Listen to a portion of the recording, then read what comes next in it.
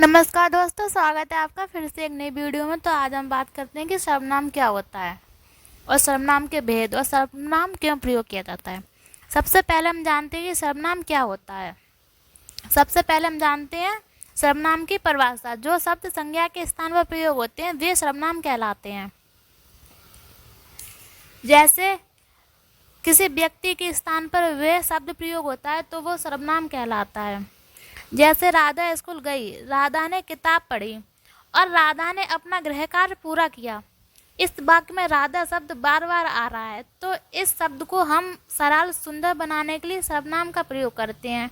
जैसे राधा स्कूल गई और उसने किताब पढ़ी और उसने अपना गृह कार्य पूरा किया। यहाँ उसने शब्द राधा के स्थान पर आया है, तो ये सर्वनाम कहलाता है। सर्वनामों की संख्या कितनी होती है?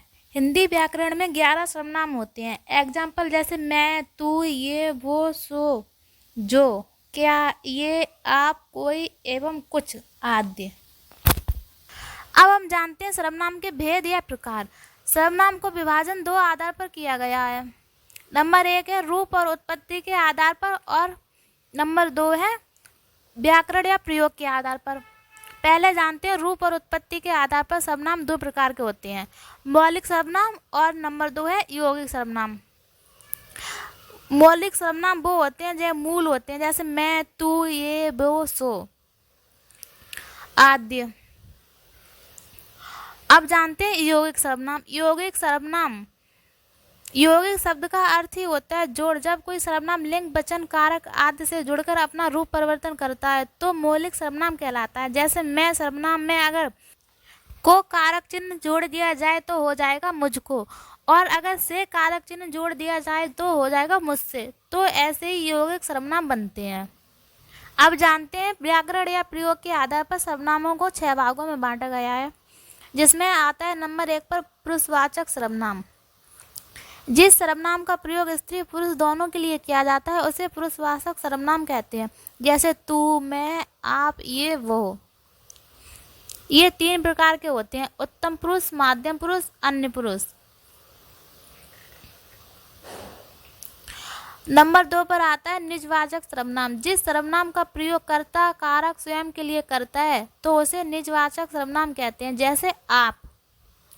नंबर 3 पर आता है निश्चयवाचक सर्वनाम। जिस सर्वनाम का प्रयोग किसी वस्तु, व्यक्ति या पदार्थ के विषय में ठीक ठीक और निश्चित ज्ञान हो तो उसे हम निश्चयवाचक सर्वनाम कहते हैं, जैसे यह, वह। नंबर 4 पर आता है अनिश्चयवाचक सर्वनाम। जिस सर्वनाम से किसी निश्चय व्यक्ति, वस्तु का पता नहीं चलता तो उसे अनिश्चयवाचक सर्वनाम जैसे कहते हैं, जैसे कोई, कुछ, किसी। नंबर 5 पर आता है प्रश्नवाचक सर्वनाम। जिस सर्वनामों का प्रयोग प्रश्न पूछने के लिए किया जाता है उन्हें हम प्रश्नवाचक सर्वनाम कहते हैं, जैसे कौन, क्या, किसका, किसने। नंबर 6 पर आता है संबंधवाचक सर्वनाम। जो सर्वनाम शब्द दो वाक्यों के दो भागों में बीच संबंध स्थापित करते हैं उन्हें संबंधवाचक सर्वनाम कहते हैं, जैसे जो, सो, जिसका, जितना, जैसा।